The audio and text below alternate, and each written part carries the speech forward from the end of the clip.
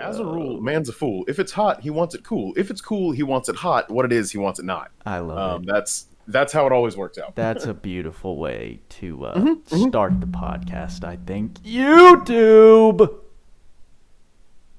What's going on?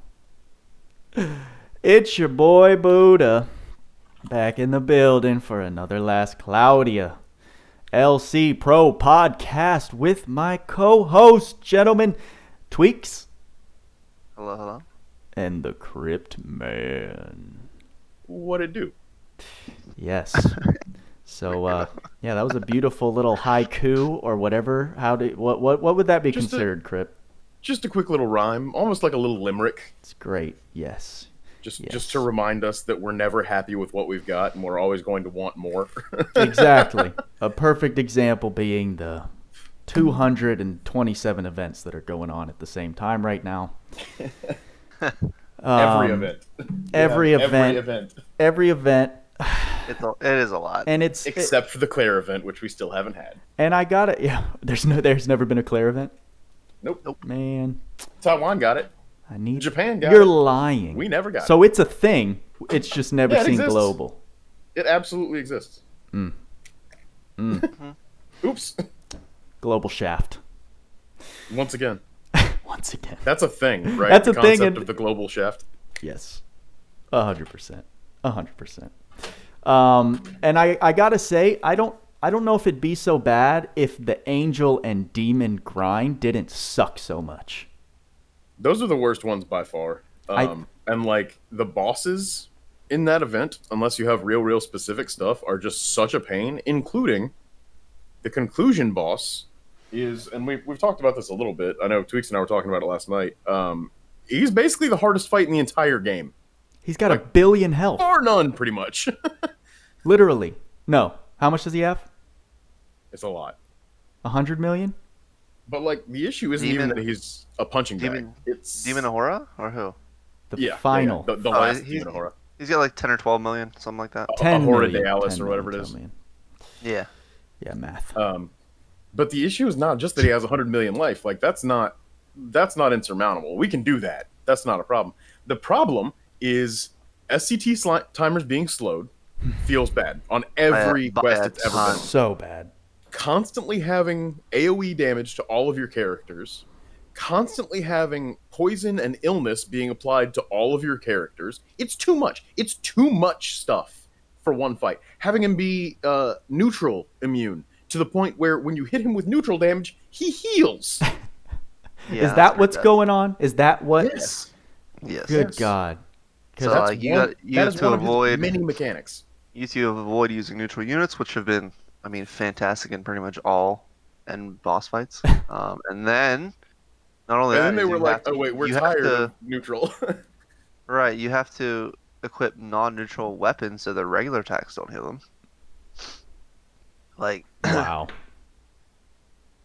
Does it say? It says that. It must say that in one of the descriptions, right? In the skill description, in the event info. Does it mention neutral damage absorption? No, you have to inspect him in the fight, and you can see that he's got like physical attack down and neutral attack, or I can't remember what the name of it is, but he's got like a little skill thing that pops up. So it doesn't say in the details tab that he absorbs neutral type damage. I don't know. I can't read. Right. Yeah. No one likes to read. I'm very illiterate as well. So it's just way too much to figure out. I couldn't be bothered, and I got him down to like halfway, and it just wasn't enough, and he killed me, and it was frustrating, and I haven't attempted it since. I mean, it's the worst part is the last, as with most bosses, is the last part, right? As with pretty much every boss. It's similar to Reaper, in which case it's like, why am I doing this? And you're just like having a rough battle, and then it gets even worse. It's really tough. Not fun. It's a tough battle. And I don't have G-Lucio built out with a Gwar ready to go, which seems like the only way to do it in a satisfying manner, if that makes sense. Yeah, because you avoid all the crap, honestly. Yes. Yes, there's an art form to making things difficult yet satisfying and enjoyable. I had to have Jawline was in my chat, and he was like, "Oh yeah, no, you got to do Senku this way, and you got to do this because I also don't have Glukiel with Great War built, so I was just using like somebody's support or something like that. And it took some like sitting down. I mean, even for me, like even with crazy units, it's still a very difficult fight. So yeah, do that one time, clear it. If you can't get the nobody died rewards, don't worry about it so much. I think it's like 10 or 20 gems. It's not going to kill you. Right. What's going to be much more stressful is trying to do that fight. Yes. More than one time. Don't forget your event equipment, by the way, because the event equipment is so very strong. I believe the purification pin halves the damage that you take in the event. The staff of the heavens doubles the damage that you do. These are, of course, once you've enhanced them. Doubles your magic damage, yeah. It's like 30 or 40. It doubles your magic damage. The boots will, I think it reduces ailment time by like 30%. 30%. Yep. Yeah.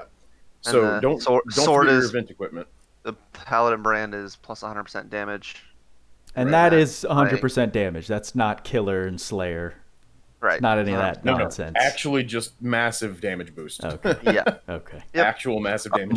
Probably the most important item in that is the purification pin. And if you have it, if you're bringing a support, the best arc to put on it, which I'm going to show right now, is Blaze Garden. Specifically because of ice resistance. It means ice resistance plus 2 means you're immune to the freeze. Is that what that means? Yeah. Learn something every day from Tweacz. Oh my god. I needed that. So if you equip this on any one unit, they will never be frozen in that battle, no matter what they have. Interesting. And I think a big aspect of that is also for whatchamacallit. Having not freeze on or not negative ice resistance on units, because that you can get insta killed by the boss itself if you have negative ice resistance. See, these are all mechanics that I even had no idea existed. Yeah. I didn't know that's what that was. I've seen my units just like instant die. This is the best arc for that fight for like a support unit to keep your whole team alive. Like I throw it on, even example, I throw it on Emtheria to make sure that she is never frozen. So she's just sitting there. When you fought Zlorg and you get sealed and it's very annoying. This is pretty much the same thing. You get frozen, you can't do anything. Yes. You this blocks that completely. Wow. That is really good to know. But also, like, that's a strategy that's only going to help you if you have fully built out units ready to go. Right. Right. Like this isn't like. But that's the thing. That's the thing with this battle, though. It might seem like you should be able to complete it because it's like an event quest, but bar none, this is the hardest battle in the game, mechanic-wise and figuring out wise if you don't have people telling you how to do it. So you're not going to be able to complete it if you're not endgame in the first place. Honestly. Shout out to Enma's speed run of it on YouTube, which was very impressive, but also made me a little salty. Yeah, he did a good job with that. This is one of the very few instances of a fight where it's just not enough to have a friend unit carry you. I don't think there's a single unit in the game that can do this fight entirely by themselves. Like you actually have to have support. No, you're right. You are right, because even a friend G-Luke ruin arc, it's not gonna be enough damage. You're gonna need more than that. And you're probably, even if you try to like go and get the first ult by yourself and then get 3 in a row and all that stuff, but you're gonna need to be able to survive that long, and it's not really gonna work too well. You're gonna need bill units, 100%. Yeah, sadly. Mm-hmm. So don't be discouraged. Don't be discouraged. I tell a lot of newer players to get as far as you can in these events to try and take advantage of the mission clear rewards, because I do feel like early game, those crystal amounts are very helpful when you're working on your first character. So I don't know if that's proper advice. But I know that's how I got my DB Ray to a point where I was very comfortable going. I never got blocked in story. And I'm trying to figure out why. Because you joined a year after the game came out, and so your first units were Well, prepped, and you were able to just blast through it. That's a good argument. However, Yes. I'm talking about people who are having those issues that have joined after me that also have those same characters. DB Ray was a big thing, right? Like, huge. So when I made my alt, my free-to-play alt that I unfortunately no longer play, I very specifically rolled for DB Ray. I got, I think, Eldrov along the way and Great War of Ruin along the way, because I just continuously pulled on that banner with all of my gems, because it had DB Ray, Descent of Hero, all the URs. There was literally no reason not to. So I got all of this stuff, right? And I remember the first time through the game, when I got to the first stage where there was like a status effect, like the desert where it reduces your MP by like half, or the area where everything's like constantly poisoned or whatever, just the field effects. The first time through the game were very difficult to deal with, and you had to like get the secret key and open all the purple chests and get all of the items that negated all of those things. DB Ray made none of that matter. I was able to steamroll the entire story in like 2 days with DB Ray. Correct. And I mean, it's just a circumstance of like what units and arcs you start with. If you get the proper start, none of the mechanics for the story matter. Yes. Up until like chapter 5 or 6 or whatever. But for those who have DB Ray, they have some great arcs, but they're getting stuck. I think the only reason is because they're not working on the ability board enough. Right. Right? For sure. It's the only people don't understand that such a minimal fraction of a unit's overall power comes from their level. Because in most games, the traditional style is like, okay, most of my power is just going to come straight from leveling up. Whereas in this, you can have a level 1 unit with 108 skill board nodes filled out, and it's going to perform very well. Literally, level 1. Super powerful, yeah. In addition to that, a lot of people still don't understand how the SC system works, which is why you see units with 20 out of 50 SC assigned. It's like, well, what are you doing? You're wasting like huge amounts of potential on your character there. But again, it's one of those things that, they touch on at the beginning of the game. Okay, this is how skills work. This is how SC works. And then they just let you go. Then they just say, go, kid. The world is yours. It leads to frustration. They've very much talked about how, like, even in the last Q&A, the question came up, like, hey, can we get more solid information on this? Can we get more definitive numbers on what these things do? And I believe, unless I'm mistaken, I believe the answer was, no. Isn't that the charm of old school JRPGs? And that was pretty much it. That was pretty much the entire answer to that question. Yeah. And it's like, well, yes, but actually no. Right. Like, well, that's all a... it's part of old game design, right? That's part of game design from like 30, 40 years ago. There's a reason it's 2021. We want numbers. We want min-maxing. We want transparency. Yeah. So we know what's going on. We're not 12-year-old kids with a limited vocabulary. Right. We're a bunch of adults playing a silly mobile game. Exactly. What you talking but with about? that, we want... Oh, yeah, Tweacz. Right. You just want the sugar-coated. This does a lot of damage.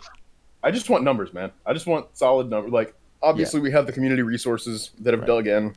Yeah. But even that kind of became an issue. Like, there was the whole data mine thing that happened a little while ago where we had to, like, lock down the data mine channel and, stop the flow of information there because they were upset that their art was getting released too quickly before they were officially showing it off and stuff like that. And that kind of cut down on the amount of available information. As someone who still has access to that channel, I will tell you guys, nothing new has been posted in there in a while. Literally. So I don't know if they are taking extra means to obfuscate the information there, or if they're just waiting longer to add it in now because they were tired of people pulling it early. But yeah, we're gonna have a lot of surprises on the anniversary. Yeah. Yeah, there's really Lots of nothing stuff. that has been released that people don't know already. Like that Right. we don't have any more information than We don't than have what you guys any know. specific details, but we did, and I guess this can serve as a segue. We did have the GOAT Barleen, the Catman, spill a bunch of beans for some exciting many beans. speculation. Yep. I So made a many video beans. on it. Cans and cans of beans. I made a video on it. If for those who have seen that, you know. But getting the thoughts of my two co-hosts here is what I'm excited for. Mm-hmm. So the first thing I made a list of points that Barleen dropped. I didn't include everything because I feel like some of it's we can speculate, but how far can that speculation really go? But one thing I wanted to know from you guys first is the Alchemy Lab Revamp that was mentioned. Exciting? Depends on what the revamp looks like. I Of mean, course. I very much doubt there's going to be clusters added, but maybe. Who knows? Why? Who knows? Why would they do that? Why would they add them, or why Why wouldn't would add they not? them? Because they want to make it an yeah. artificially limited resource. Wait, that's limited? I didn't notice. I mean, Just only by the kidding. amount of time you have. Just kidding. Yeah. So, I mean, there was no beans spilled on what exactly that meant, right? So no, I didn't miss any of that. I do not believe there were specifics. It was briefly mentioned. Yes. Hey, we might change this, or we might add Right. some stuff, right? Yes. So that could mean anything, unfortunately. That was mentioned after we talked about QOL updates. They said there's going to be major QOL updates. At the very, very least, the Alchemy Lab is going to get changed. Okay, yeah, I missed that part, but who knows what that actually means? Honestly, I would hope it means increased level. I would hope it like, means what they else could put they some even add? accessories in the damn enhance equipment tab. Yeah, they are kind of running thin on what they have added so far because, like, I don't understand why they have this whole Alchemy Lab, but they've decided to not add stuff consistently. Has there ever been? There's nothing. There's literally Accessories? nothing in this tab. Nothing. I don't understand. I mean, it's future, right? That's Right. That's preparation for future stuff. But how long has Hopefully. Alchemy been in the game? Over a year. Yeah. A long time. Not a single accessory. I mean, you can None. understand I why mean, it's a little. the only accessories have been limited, and I mean Right. it doesn't really count. But like the permanent accessories, no, none. But for my when a limited event ends, doesn't it typically for weapons and armor then get transferred into the normal weapon and armor tab? Not normal. No. Oh, It's that's happened a couple not. times, It's only but- happened. Like I'm recalling when they did it with Trishula. You can Right. only do it That was during kind of a event. special yeah. case. Yeah, that was a special case. Okay, so that is a whereas- special case. All of the other like event stuff is only enhanceable. I want to say like a week, up to a week after the event ends. Where Yeah, you can same get the thing as materials. like the reward system. Like you can And, like, the trading redeem spaces the and stuff. rewards. Yeah, the trading space. Yeah, exactly. They always give you a week to catch up. Got Make it. sure all of your stuff is expent before it rotates out. But yeah, no. Hopefully, we will see more stuff pop up in here. I would love to see like some AER stuff as far as accessories pop up in there. That would be great. Like, yeah, man, put those Lorg sword in there. Give me 290 strength. Oh my gosh. Yes, yes. Listen. 290 strength. Let's go. It would definitively be the best sword in the game at that point. I mean, it pretty much is. already It there, already but, is. like, It already is. Yeah. Which So I much love. health. I give So much AIDIS a HP lot or, of I give them a lot of props for making a free to play weapon the best. Yeah, in the that game. thing is pretty badass, honestly. That and the sword that they added for the gold one Oh, so reward in good. arena Very good. are both yeah. like UR level rewards, AERs. right? Like the only things that compare to those, especially the arena sword, is Zelbius, which is a UR arc reward sword. Mhm. So Right? yeah, feels It's feels real good. Very similar to that. Extremely similar. It's almost besides that stupid int increase. And it's neutral. And by it's, well, stupid, I mean ridiculous. I mean, yeah. I mean, it's and it's neutral, it's physical phenomenal. attack, so it's there is no element limiting it. right. It's fantastic. And I mean that's good in basically every fight except for Ahura that we were talking about. That we just talked about. It only doesn't work in Ahura. Whoops. But no, like seriously, if you're grinding up in the game and you have the chance and you have the units to carry you to regular gold 1, this is the best sword in the game for a majority of it. If before you get Zorg sword, if you don't have the UR swords, like this is it. I mean, most new players won't have be able to get the Scarlet Blade right away because you haven't been ethering anything. So. And you really don't need a top tier PvP team to get to gold 1.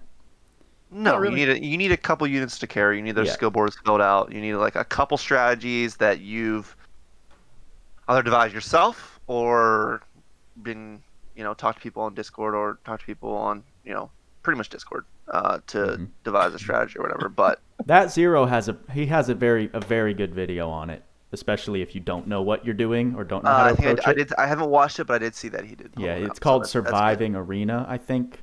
Yeah, I saw that. Yeah, he's got some really good points. I learned something. I turned my Gen into a Dark Mage because of that video, and it served me very well.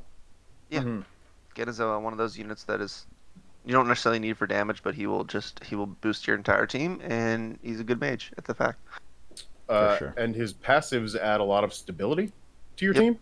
Because a lot of what's going to happen in the arena is you're either going to obliterate your enemy in the first 10 seconds, you're going to get obliterated by your enemy in the first 10 seconds, or it's going to stall out to the point that you have to like pull some crazy shenanigans to upset their casting and healing.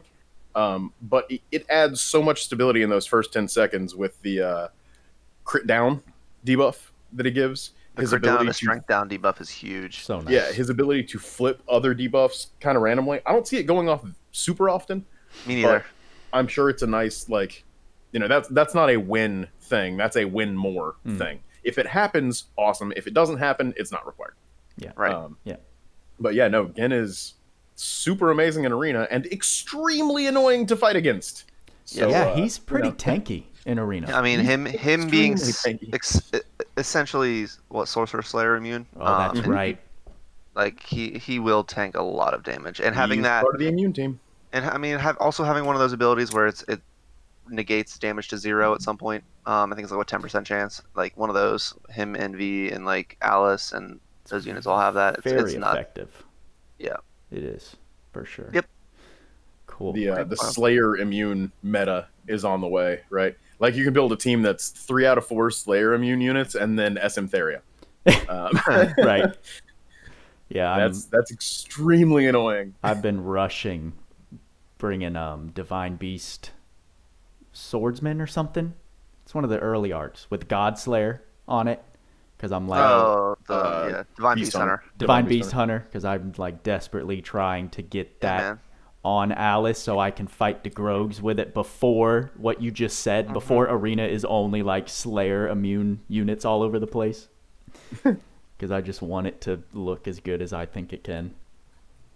I mean, DeGrog's awesome, and even though she's not Slayer immune, she's got a bunch of other tanky like stuff in her kit that makes it fine. But I will say I've taken on a couple high level PvP teams in sparring matches from my friends list, and if I target DeGrog with Alice even now, it's a pretty good counter. Nice. It is. I agree. It is. So, cool. Anyway, getting back to the notes. The next one, the beans. I'm sorry, the beans. Barleen's beans. I love it. Venom attack Baba Beans. It's a weekly adventure with Barleen, so it's very nice. So feel free to tell me that you don't really have any thoughts on this one, but I've had a couple people get a little perturbed at this, and this is more, I think, just more me being a little gossip girl. But thoughts on the anti-cheat measures being a reason they can't cut back on screen navigation for auto clears? Well, you think that's a cop-out? No, I don't think that's a cop-out. I think that's like an actual thing. So when you're building a system to do what they want, like have all those loading screens and have it work well. Unfortunately, not on Android devices, but when you're building a system, you have a whole algorithm within your system in order to detect things and what's next. Dude, if they have that integrated in their system, there's no way they're going to be easily switch that around where they can just negate it. And I agree. it's just a Whether or complete not it coding. That would just be the most ridiculous recoding they would ever have to do for such a small thing. Right. Whether or not it was the best plan, it's the plan that they went with, and they built it into essentially every part of this game. So Right. yeah, a rewrite of that would be a major, rewriting Major of overhaul. Yeah, it's big not. parts of code. And- And when you do that, it breaks other stuff. So I don't foresee that changing anytime soon. I do, however, have some very interesting information that was relayed to me last night. Oh. Oh. So I can't talk about most of this, but one thing, and the date is to be determined, but they are implementing new whitelisting measures next time there's a ranking event. So they are changing the criteria again. That might unban some people. That might ban some people. We don't know exactly how it's going to play out, but I do know that behind the scenes they are working on changing the whitelisting. And I got like a 4-month period where it's like, oh yeah, the next ranking is going to be sometime between like now and it's like, oh, thanks. Right. That's the same Super time helpful. frame they gave us for unit revamps. Sometime in Yeah. August, last I heard, or something Right. like that. Hey, But Crypt, that's, I mean, what's up? do you think I'll be part of that unbanned? No, sir. No, sir, I don't. Darn I it. do not think you are getting unshadow banned, my friend, ever. I'm Darn sorry. it, dude. Come You on, live man. there now. I live there now. You are the king. I'm Barleen's pet. All right. Great. Oh, Okay. dang it. And that was kind of my answer to someone who brought that up to me. And I said, just because other games have figured some way to make it one tap, one screen, every game's team and their code is different. And we don't know what that looks like. Just because one game does it doesn't mean that all games should be able to do it. You're talking about different dev teams. You're talking about different inner workings of these games completely. So I thought it was a pretty reasonable. I was happy to get that rather than, oh, yeah, nice to hear your concerns. We actually got a Right. reason as to why it's not going to happen, at least anytime soon. And I mean, I feel like we're getting more and more of that, right? Like with the Steam PC client thing, they kind of peeled back the veil on that a little bit. They're like, listen, the PC client exists. Our big problem is the link between monetization in our system and Steam's system, because right now it doesn't link to like Steam Wallet or something like that. Yes. And that's their major stumbling block there. So like, as long as we know, like, even if it doesn't make us happy, right? Yes. Even if we don't like the answer, Yes. it is at least an answer, Mm-hmm. which is better than the regular politicking that we get of like, oh, we'll consider that for future updates, or whatever it is. Yes. However, they dress up their answer to be nothing. And all credit it goes to Barleen in my book. Barleen has been the champion of the people for the last two Q&As. I mean, Go ahead. for all the Q&As, Barleen For has all been of them. like instrumental. Well, and like coming back in afterward and saying, okay, cool. These are things I know you were interested in that we didn't get to. So here are the answers for those additional questions. A day or two or three afterward or whatever. Barleen will usually come through and lay down the extra beans. So it's cool to not only get that top level of interaction, but to get the like follow up interaction, and clarification and stuff like that. Right. And I love Taka-san's personality. I love his aura. I think he'd be an awesome dude to hang out with. But Dude, he's a cosplayer.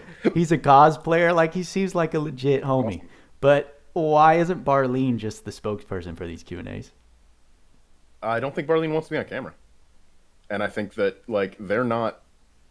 So they're a community manager, right? Excuse me. They're not like a PR director or anything like that.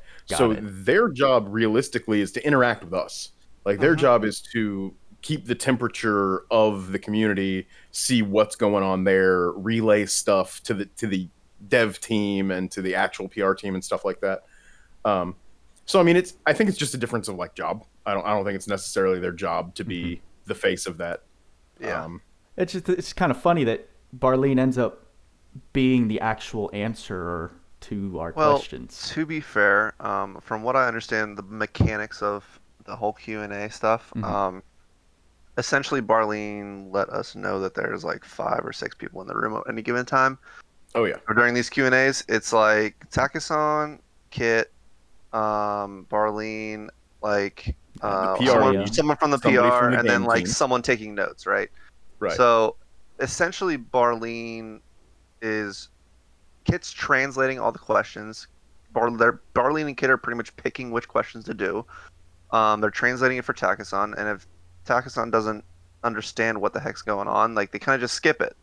So, and sometimes it's really hard to get the translations right as to like explain to what they mean. So whenever they're answering a question, it's almost like a double or triple translation to get the actual answer. Yeah. And it's not Barleen's own words. So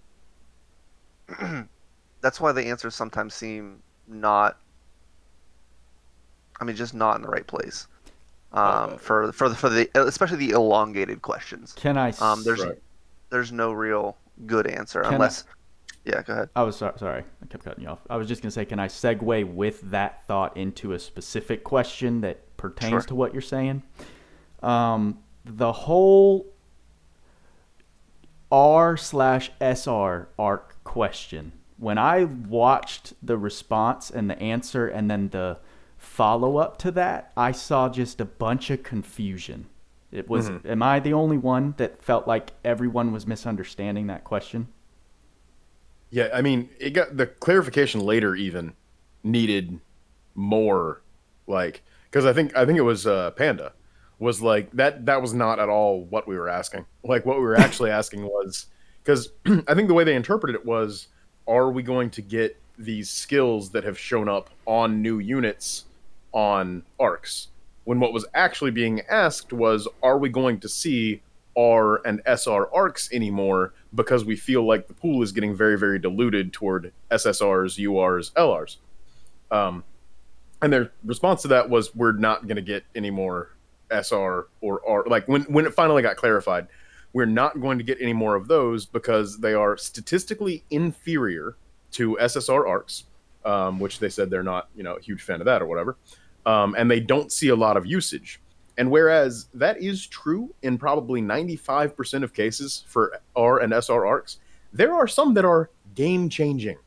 Thunderstone Luster, amazing R arc. Moonlit Murder, amazing R arc. Beast Hunter, probably one of the most game-changing arcs used in the entire game, in the entire thing. SR arc, probably the most important SR arc in the game. And one of the most important arcs just overall in the game. Yep. They have said, and we have seen, and I think I commented on this before, now the style for if they want something to be easily accessible is they just make it a free event thing, right? Like the Halloween arc, or that wasn't free, you had to get up tower, or like the Christmas arc where you had to do that event, or I believe the Valentine's arc we did basically just get. I remember that one being a lot easier than the other two. It was easy to. Yeah. So instead of doing new R and SR arcs, they're like, okay, well, we'll step it up. We'll do LRs, which have higher stats, which we can put better skills and stuff like that on, and which get higher utilization rates because of that. That's another one of those things where, like, it makes sense. That's a very logical way to handle that. But it feels kind of bad to us because the original system was like, okay, they're going to introduce an R arc every now and then, so that'll be a new free thing in the pool that everybody will get. So it's kind of the same system with different optics. It's from a different point of view. It's very mechanically similar, but it's just implemented in a different way. And when you really think about it, it's kind of better. It can be. I do want to say my only gripe with the LR is that they're limited. Yeah, it's missable. Right. Rs and SRs being added in are then available to everyone at any time. Right. Having new stuff to pull in the pool feels more cool. Stuff like, to feels pull. Great. Yeah, it gives you more variety. So I don't know, man. I don't like those troll stops. Troll stops On the in the gacha. I'm just like, wait, where are we stopped? Oh, I know. You pull something new, you're like, hold on a second. This isn't an SSR. Why do I care? Yeah, no, you're right. But I mean, Moonlit Murder is an example of one that was added post-launch. and That was, very or is very good. Mm-hmm. And would you agree that the observation that SRs and Rs aren't being utilized as much as SSRs and URs, it's because they've only expanded on SSRs. I mean, are there more SSRs than both Rs and SRs at this point? Or not quite? It's probably getting really close. So I'm just saying, if you only introduce more of one thing, it's going to then dilute the other things. Well, their point was they can't stat allocate Rs and SRs like they do SSRs. Well, can I offer a fix to that? Absolutely. To us, yeah, sure. Allow further arc extensions for Rs and SRs. For the stats. I mean, you can already do their skill, like, very high. You already get like hundreds of extensions on these over the course, like the grand course of time. Like I put, go ahead. No, that was basically it. I was gonna say on the Grave of Blade Masters SR arc, I can do a +8, or I think I can even keep going to the strength stat on there, and it's up to 300, which is very comparable with SR and UR stats. Am I wrong? No, you're not wrong at all. There is a limit to stat boosts on. Yes, but with those further extensions, we're now sitting on a more equal playing field. Absolutely. And I mean, the traits being, because that's another thing, they're like the traits are weaker, but that's only true on some. Like we talked about Moonlit Murder. We talked about like White Lab, I think is one. Oh no, it's not White Lab. It's Man-Made Ether. Man-Made Ether. I always mix those two up. Man-Made Ether is one of the best arcs in the game for like it's Absolutely. crazy. So there's nothing that does the same way in any SSR. So I mean that might be a little bit of a cop out on their part. That's yes, because there are so many things I feel like we're presenting that could be presented that just tear that argument down. Right. So I don't know. I mean, and really it come down to a money thing, right? Like why do we want to make something that people are going to get this easily when we can make an SSR that people are going to have to roll for and has lower rates and therefore, will pour more into. Because people are going to be happy and stick around longer. Oh, absolutely. And I think that having them added and then having them in the pity shop for like the 50 or whatever it is not a bad thing. If for whatever reason you've missed it all of those times and you have nothing else to pity and you've only got 50 medals, yeah, sure, pick up the new R arc or pick up the new SR arc for 100 or whatever. But having more things to be goals along the way would be good too. I'm not saying I agree with how they're handling it. I'm just saying like totally from their perspective that might be for sure. And that is what they have told us. Like that's their reasoning. Barleen stated. Mm-hmm. But I mean, yeah. As you can see on Tweac's screen, fully enhanced Grave of the Blade Master SR Arc is sitting at a 319 strength stat, which is very nice. Yeah, quite a bit of strength. It's quite a bit of strength. Doesn't seem like it's... Oh, you were watching that? My bad. Oh, I'm watching everything you do, bro. Oh, don't be creepy. You should turn your webcam off. Oh. It's Harold. Anyway, okay. Well, I'm glad we talked about that because, as you could tell, it got me a little heated. I'm an emotional man. Oh my god! But I mean, it's one of those things. There are a lot of things about this game that are less than premium, less than optimal for the player experience. But it's just what it is. Like we just have to deal with it as it exists, and we can bring it up. We can bring it up in the next Q&A again. We can post it in dev feedback again. But if we really want to get any kind of traction, we're going to have to get JP involved. Right. Absolutely. I want to start a revolution for changing their character pool on gotchas. I'm getting real close. But what if there was a character gacha and an arc gacha? Like they split the permanent pool into two different permanent pools. Jeez. It'll be fine. It'll be totally fine. Don't worry about it. Oh my goodness! Don't start that. I mean, just take off 10. Take 10, 15 SSRs out of the dang SSR pool on a banner, and I would be happy. Close the gap. I mean, make it a rotating base, and that lets them semi-limit a bunch of stuff. But then what happens when Sandworm is what's limited, and people don't have it yet? Then you can no longer get that while chasing other stuff. Like that feels bad. True. Or just when Caldina rotates. Add dual wield to something else instead of just Sandworm. Please God, add dual wield to something else. Add dual wield to something else at the same time that you rotate Sandworm. No, that's a bad plan. We're back to the spot where it only has one. But yeah, no, absolutely. Yeah. Some of these things being limited to one arc, like I get it. Like that's the unique thing about the arc system, right? Is there are some arcs that just have that skill, like Sharp Eyes. Sharp Eyes is still only on Magrona. Like dual wield, which is the single most game-changing skill. Only on Sandworm. It is pretty nuts how everything's selective, but I mean that's part of the lesser of this game is getting stuff that is limited or on certain things. It's great. It feels great to get Sandworm finally, but well, if you're not starting with Sandworm and Caldina, you're doing something wrong. That's pretty much. But not everybody's going to know that. No, unless you look for that information. I didn't start with either. I went a month in without either. Me too. But I had DB Ray, so dual wield was technically taken care of. Right. And then at that point, Trish is important. Yeah, Trish. Yeah, Trish is she's a good girl. I mean, there's two different ways to approach this game, right? There are many different ways to approach this game, but two of the ways to approach this game are as a collector. And as somebody who can, whale or do whatever to accomplish your goal of getting everything, then it becomes like, okay, min-max. I've got everything. I can min-max as much as I want. Or as like a free-to-play player, it's almost like an RPG puzzle game. Because then you just have all these different pieces. And you have to cobble together a solution out of like what is present. And that's certainly another fun way to approach the game. That's why I started a free-to-play alt when I did. Was because it's like, okay, I've got the collector side covered. I've got most everything. I can do min-maxing pretty much as I want. Now let's see what it's like to have to solve these problems without all of that. And I think that adds a great amount of playability to this game as a free-to-play player. There's almost an appeal to not having everything. You want the key stuff. You want the real good stuff still.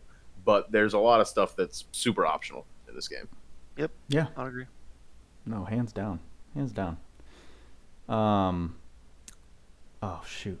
I do like the aspect of them releasing characters that have such good kits nowadays that are super noob friendly. Yes, this is actually one of the topics I had. Go ahead. Tweacz. Okay.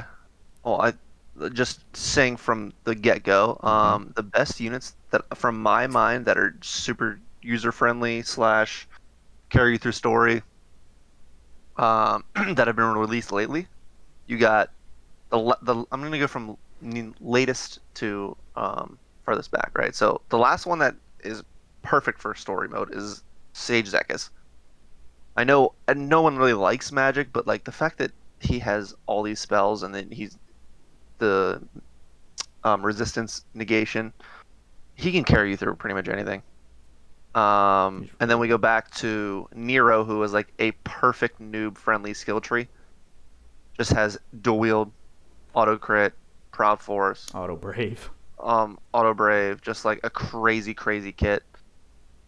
And then they're building even before that, and they just released her again, Alice, who has one of the most incredible kits in the game. Has like 6 different auto buffs if you don't die. My baby. And it's just like nuts with dual wield with both weapon high boosts that she needs, and she covers the screen so well. It's crazy. And then I mean, even before that, DB Ray just could carry you through literally everything. Both a massive DPS with dual wield. I mean, gets cucked a little bit on Thunder, but in story you don't really have that. And then a team AoE heal that's perfect with protection. It's nuts. So those are all limited units, right? But let's talk about. And this is something that you and I talked about a little bit last night and tinkered around with. The best permanent units, like top 2 most new player friendly permanent units. Merity and Logia. Yep, 100%. Merity's incredible. Has the best, like Jawline says gobble. Most new friendly character, Gobble. I mean, Well, obviously it's DXR, but we're not going to talk about that. I mean, yeah, Merity has her amazing damage conversion. She's got Breaker. just being a straight up neutral damage dealer is just so Huge. good for any new player. Right. And then, Logia, who is basically Walmart brand V. I mean, it was Except just. he's actually the original. I mean, you're right. It was just so funny because last night I was, testing some builds on Dara-Mekira, and I was literally just going through the build and adding every ridiculous possible thing I could want on him, like because I have him at 98 SC, and I just couldn't fill out the SC for what I wanted to do. Like he just has so much innate in his skill tree that you don't need to add much in order to get the units with automatic dual wield just save so much SC. It's ridiculous. Yeah, 14 is a ton. Like a bunch of crit, some attack up, and dual wield. That's pretty much all you need for this game. For your physical type. For your physical type dealers, yeah, exactly. Wait, there are units that aren't just PDPS?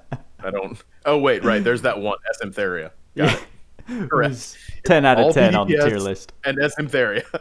And that's it. That's the whole game. It's pretty funny that, ironically, the highest rated unit on your guys' tier list is not physical. I mean, it's just facts. Yeah, she just makes this game go into easy mode. It's so Literally. Unfortunately, it is not my opinion that SM Theria is the best unit in the game. It is a hard fact that she is the best unit in the game. That's so funny. That's so funny. Because I remember when I read the initial, right, before she was in the game, the LC Discord releases their should you summon, kind of synopsis, and it wasn't like a full send on Tyria. It was a little hesitant. Like if you have Tinkley, you don't really need her. You got That's support. they didn't see it. But yeah, because you can't actually see units. Sometimes you can see this stuff coming. Like you just gotta know how to read between the lines, because it's not expressly stated in her kit what it is that makes it so good. It's a rider effect, right? It's like it's offhandedly mentioned. Oh yeah, by the way, anytime she heals, you get a little barrier. Just gonna sneak that in there. It doesn't tell you what the implications of that are. It doesn't tell you that makes you completely flinch immune every time it's up. It doesn't tell you that, oh yeah, by the way, you can just spam AoE heals and have a continuous barrier on every single character on the field. Like no interruption, no nothing. It's all of the defensive passives you would run rolled into one, but it's mentioned so offhandedly. Mm-hmm. That's like a UR Arc skill.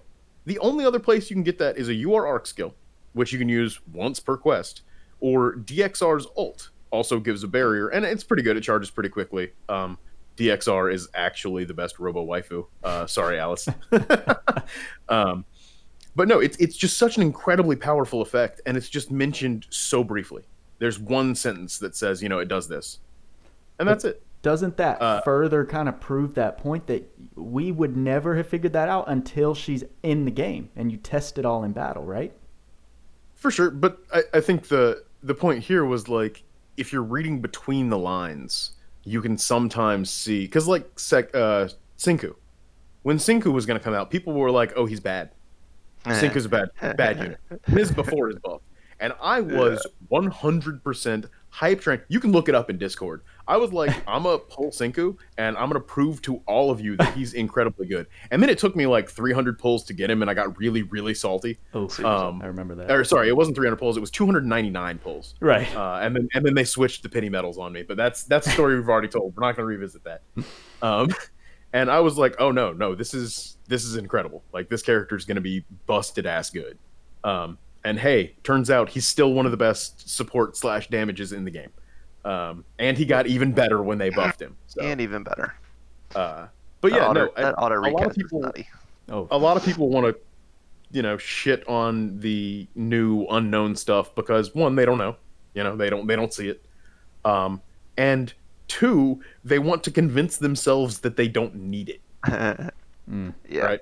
They want to be like, oh no, I don't need to pull this. This is a garbage unit. Like, look at those stats are crap. Like that's garbage traits. It could be anything. And there's somebody that's going to be like, nope, that's going to be a bad unit. Like before it even comes out.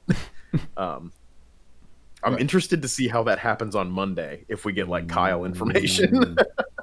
Kyle's gonna be bad. I can't wait. I'm very excited for that video. Yeah, Oh, we'll yeah. see. We'll see what it includes. I mean, I wouldn't get our hopes up. Maybe they're just trying to play it off. So if this is the video that they're talking about, this is the compression of the 3-hour Live stream? JP live stream that's going to happen, and it's going to be like a 20-minute long video. Yeah, from my understanding, it's 20 But minutes. the video we're talking about is coming out Monday, 4/12 at 7 a.m.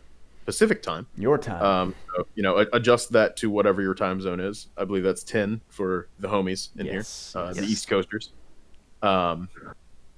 So we are going to have big news stuff coming out Monday, and I'm not 100% sure if that's going to be the compression video of the 3-hour JP live stream, or if that's just going to be like a smaller like news video for the anniversary and stuff coming up. But one way or another, all we can do is wait and find out. And I'm sure there will be a really fun like watch party for that going on in the Discord when it happens. Mm-hmm. Oh, because they're actually giving us like a real date and time, which is great for once. Usually it's like, hey, video's dropping soon. You might want to look for it. And we're like, well, what the heck? Like when? Yeah, and then it doesn't come until middle of the night.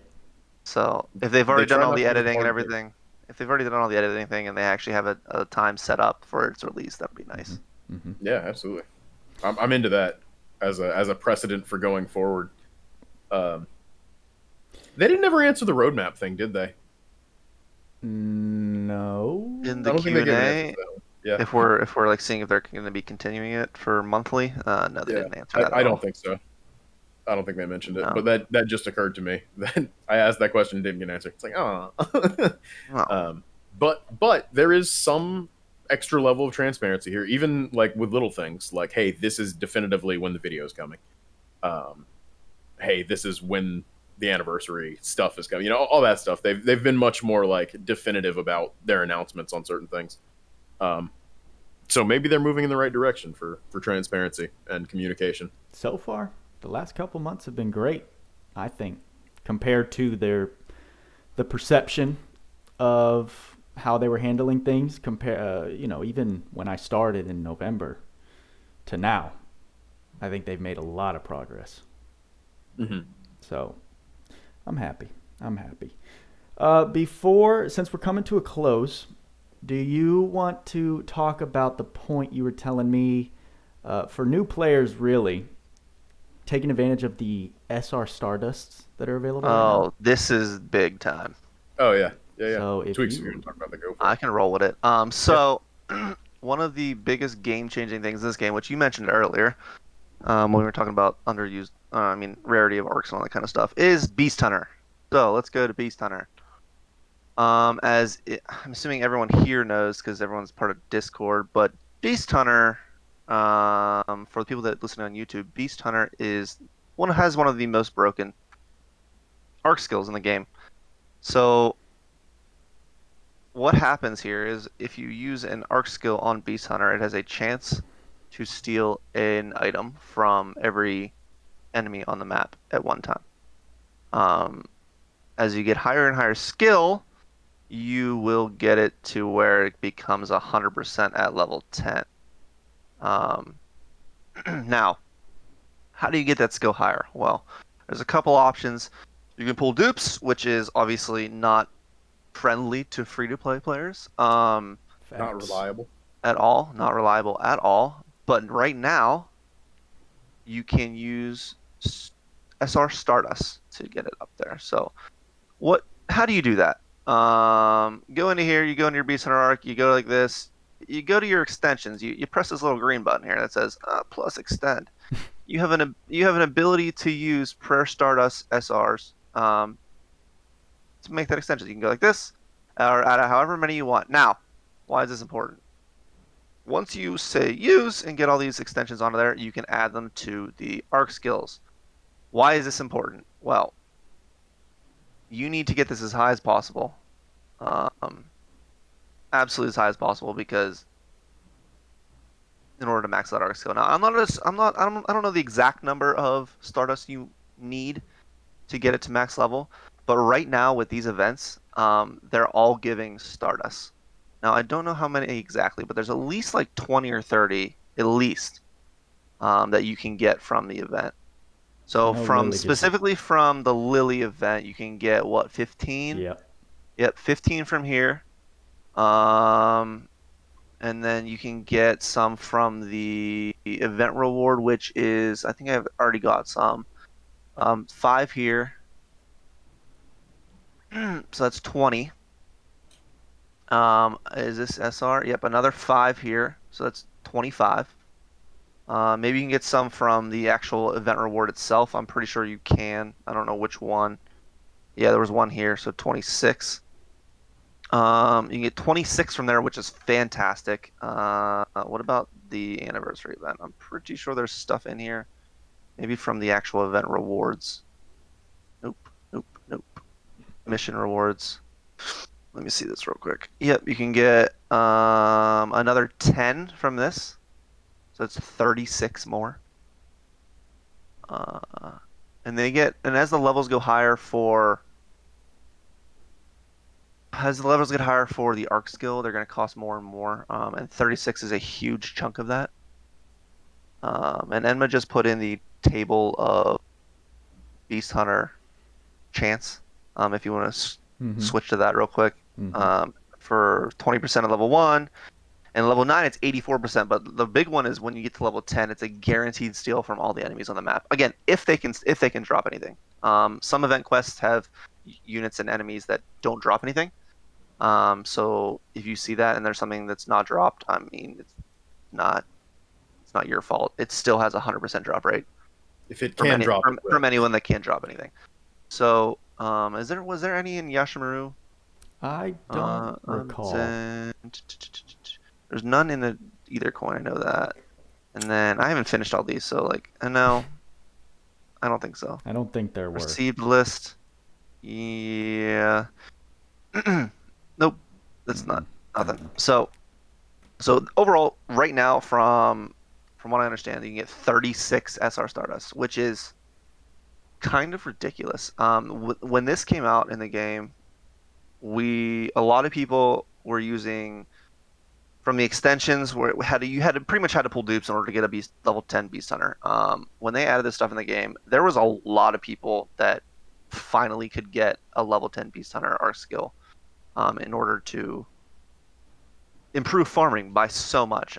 You can, if you want to manual farm during the events, you don't need a stealer.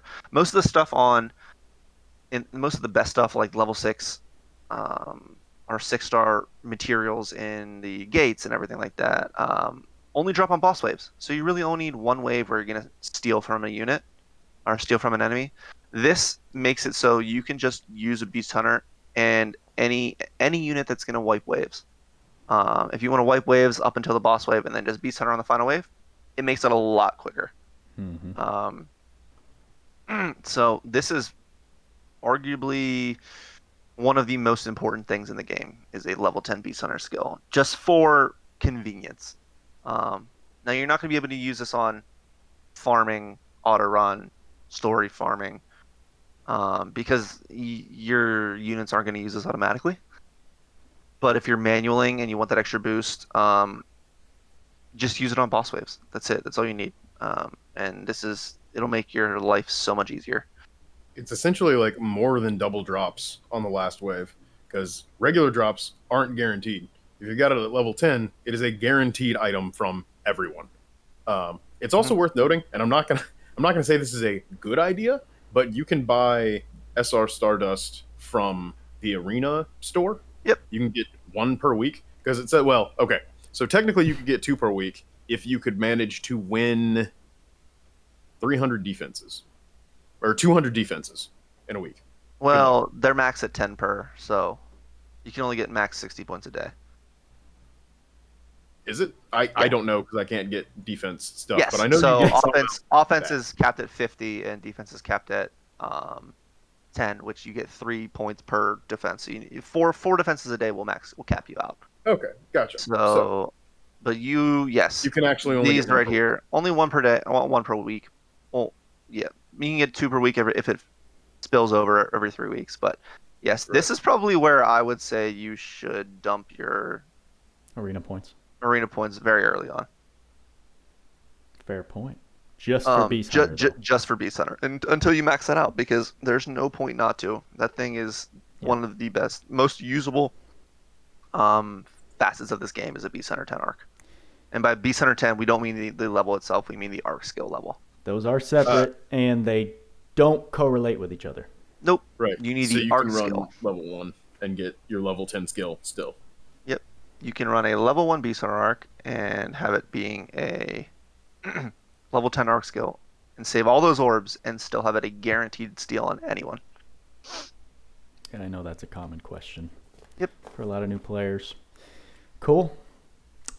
Guys, anything y'all have that you'd like to bring up? There was a little bit more stuff, but I mean, right. Just mostly just look forward to what's coming. Mm-hmm.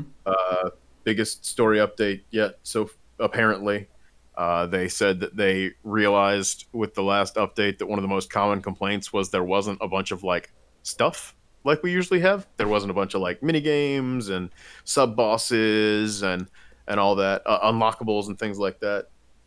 Because it really was one big chapter broken down into two separate parts, which is why I felt a little bit disjointed as it came out, in my opinion, but that's neither really here nor there. But this is apparently the biggest update yet. Tons of unlockables. Sub-boss. Let's go. More battles. More battles means more rewards. Coming. More multiplayer coming back. Solo character flexes that Tweacz can make. More solo character flexes. What? We did a little bit of testing for what might be the next multiplayer boss last night. We went through, and by we I mean Tweacz and I sat in voice chat, and Tweacz did mad scientist stuff, and I sat there and giggled. And we kind of tried to figure out what might be coming and how to prepare for that. But yeah, so there's that we could talk about for a couple minutes if you want to, or we could save it for next time. Yeah, I mean, by next time we'll have multiplayer out, so we might as well talk about it. So what we have been projecting from Deimos, we're gonna talk about it now. Deimos. From what we're projecting, so assumedly from them releasing the Jelabonga quest in the multiplayer, so right. We're assuming that the next boss is probably going to be a sub-boss as well, sub-quest boss. And then next one in the line would be Dara-Mekira, which is the one in the Dara Desert. So Big Worm. How to prepare for doing Worm. And I was testing a bunch of units last night. So just quickly, a bunch of the facets of the battle itself. The spirits, so I'm going to just go into the battle. The spirits itself can only be damaged by magic, by alts, and by arc skills. Now, what does that encompass? Any magic can be used. Sure, that sounds great. Well, unfortunately, start the battle with 0 MP. So it's not really viable unless you have a unit that's going to get you a lot of MP off the rip. So magic's kind of out, except for one unit, which I can talk about.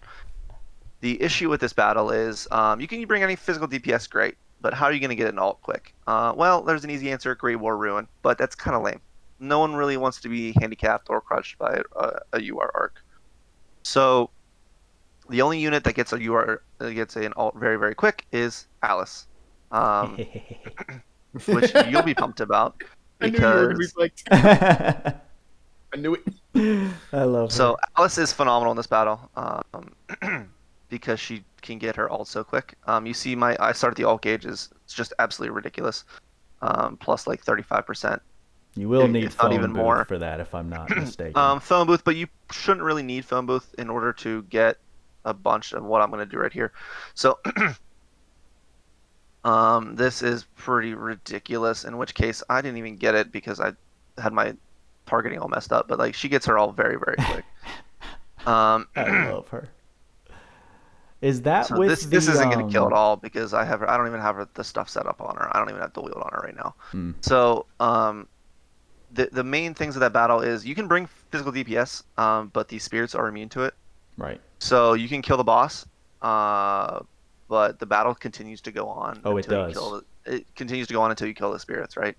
So the idea is, do you need a magic, alt, or arc skill to kill all the spirits, and then you can just physical DPS the boss. The easiest way around that is the vets and the people who have URs, either Solaris, Theo, or Eldravana, can use an arc skill to kill the spirits, and then you can wail on the boss. Like instantly. You can kill the spirits instantly. They don't have much life. They don't have much life at all. Physical now, if you want to avoid a UR, unfortunately, the easiest way to do that is using an Alice ult, building up her ult gauge, or using Sage Zekis and using his Soul Liberate to get MP back, and then use magic. Because he can instantly nuke his own MP, or his HP, get it back with Awaken, and then get half of his MP back based on his skill. Did you run... no, actually, I'm going to let you finish. Recover 50% MP. So the best units in this battle, pretty much Alice and Sage Zekis are going to be the ones that are going to be able to solo it pretty easily. By pretty easily, I mean with the right setup and the right mechanics and strategy. And along with being built, right? You're not just going to get these out of the box and just nuke this battle. Like, this is not an easy battle to do very quickly. Solo, especially. But pretty much any PDBS is going to be able to do this battle. Efficiency-wise, you're going to need a UR arc skill for that, though, in order to kill the spirits. I was testing with Theo, and it worked great, because it also gives that minus define and minus mind.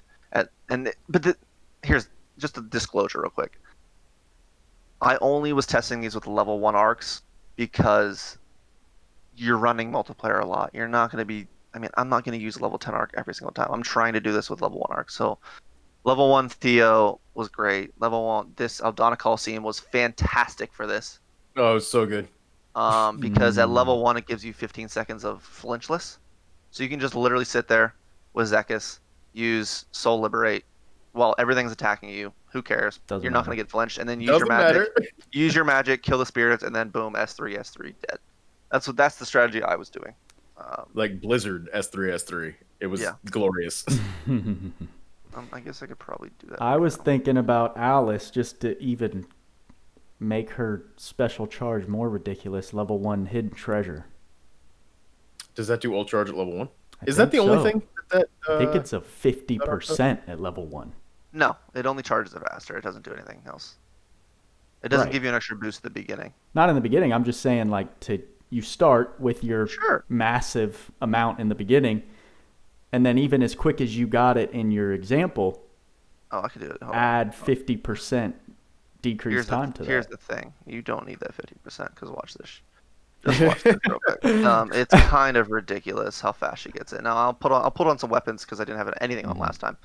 And then I want this, I think, yes. Oh wow! It is just 50% special gauge refill speed from 1 to 10. I know. It doesn't. It does change. the exact same thing at level 1 that it does at level 10. That's incredible. Is it just stat boosts as you raise its level up then? So it doesn't have any HP or MP either. It's only got like So I want you to watch this, Buddha, because you have phone booth, right? And you have this level 1 arc. I do. So you'll be able to do this. Okay. This is dual wield. This is literally just I'm using S3, S2, S2 alt. That's all I'm doing. I'm not targeting. I'm not doing this. I'm spamming these 3 skills. And then bang, all dead, nothing. That's it. I love it. But what if with hidden treasure it's just 2 skills, 2 tap? I don't.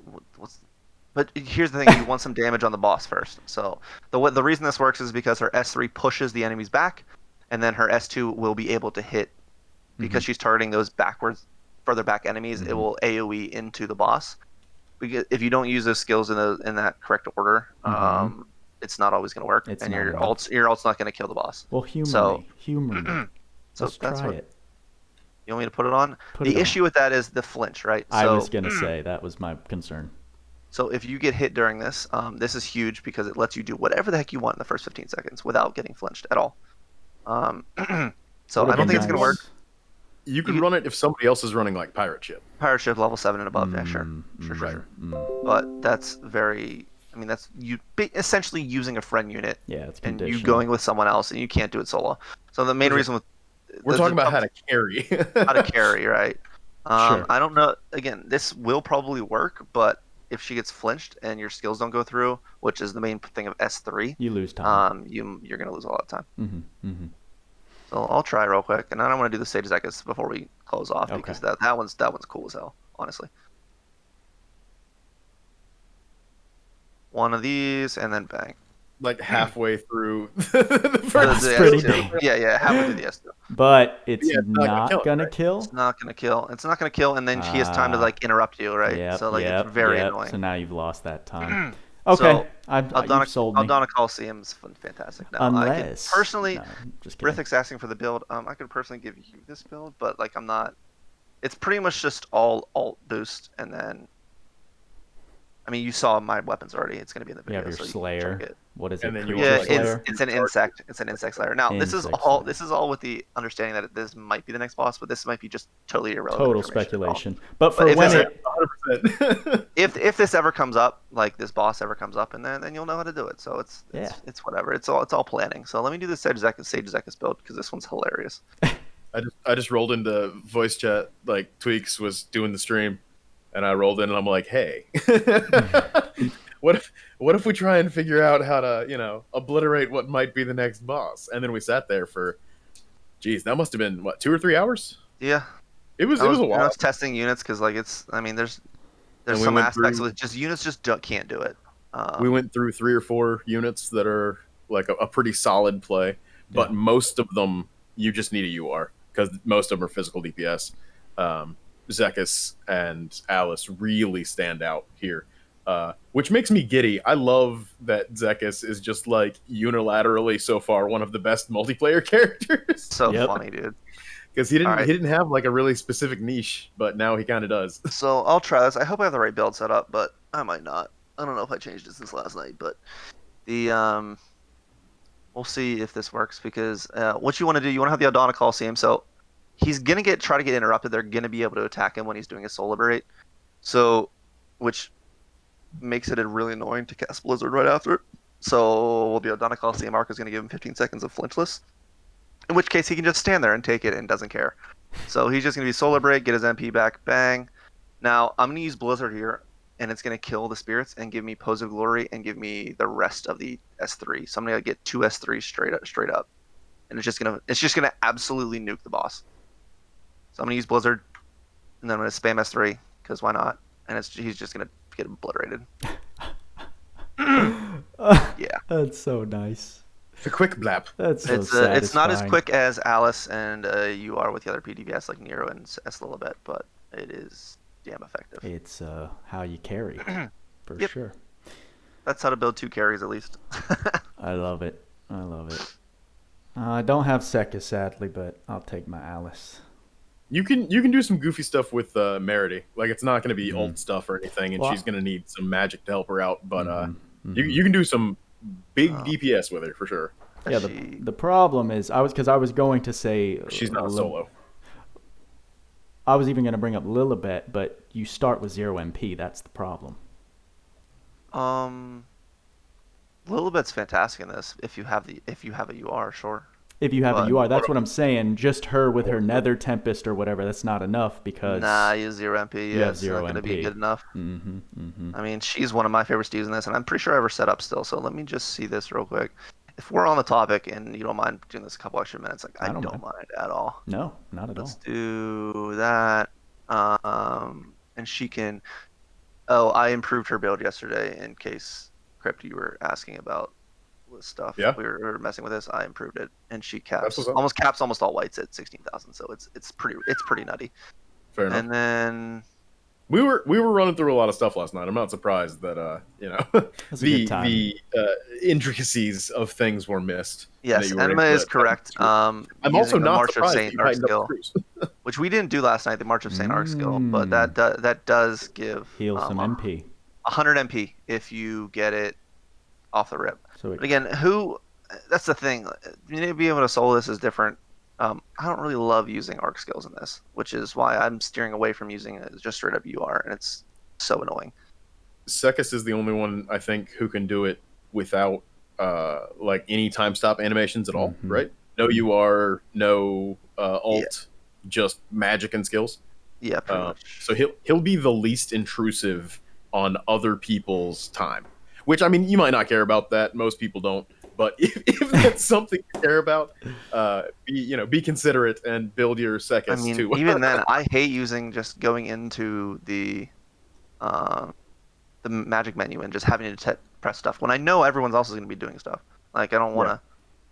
I don't know. And I mean, with multiple people, it's going to be much like easier to get a very quick clear. Like get a couple PDPS and somebody who can take care of the spirits. And I mean, we're talking sub 1 second clears probably. 1 or 2 second clears. But just in general, if we're just outrunning with other people that aren't tuned specifically for this, if we're strapping on our backpacks again and carrying the huddled masses, Sekis is probably the way to go. I was very excited to debut in the Reddit post that mentioned the top names that were seen while grinding multiplayer. Did you guys see that one? Yeah, I did see that. All right, so here we go.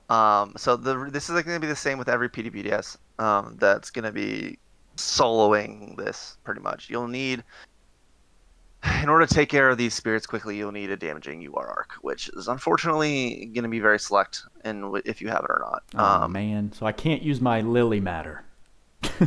No, you cannot. Eldravana, Solaris, Dio. I prefer Solaris just because the defense in mine down. I hate that art so at the much. beginning up here. So I'm going to use this, and then I'm literally just going to spam S1, and it's going to kill. So I'm going to get Pose of Glories back, and then I'm going to get 3 stocks, and then it's just going to be literally S1, S1, S1. Yeah, just drain it down. So good. So nice. But with the caveat. Caveat of UR, right? And Nero does this even faster, because if you get Phone Booth at Skill Charge 3 and then into a Pose of Glory on all the spirits, he gets 2 stocks of S3, and he can just S3, bang, dead. I think he's the only unit in the game that I've gotten 1 second clear without an ult, which is kind of nuts. He has some crazy DPS. His S3 is monstrous. It out damages his ultimate. I mean, in the correct setup, yeah, it does. And I can't, because of the lag. It's kind of hard to do. He's kind of just like an iOS. An iOS. He needs those frames, honestly. Should make a new tier list. He doesn't work very well on it. Which characters actually perform in Android versus Apple? Okay. Well, anyways, we've talked for like 15 minutes about what the heck this thing is. We have. If this is the next quest, you have some insight as to what to use. So that's what I was working on last night. I love it. Thank you guys for sharing. No problem. So we're prepared, and I just know Alice is my baby still. I know we were talking about last night. We're like, Buddha's gonna be happy. Alice one of the characters that doesn't require a specific, UR arc to make that happen. Yep, pretty awesome. She is so good. Cool. All right. Well, with all that being said, everybody, thank you for being here. Thank you to my co-hosts for another great podcast once again. And excited to do another one next week after we officially cross into 2nd anniversary territory. We're probably going to have more to talk about than most. Maybe we'll do a 2-hour. 2-hour. I was actually going to ask, do you want to do an extended? I was going to say 2-hour stream. 2-hour stream for the 2-year. I mean, yeah, makes sense. I mean, we could just put it at an hour and then just continue just on. Keep going.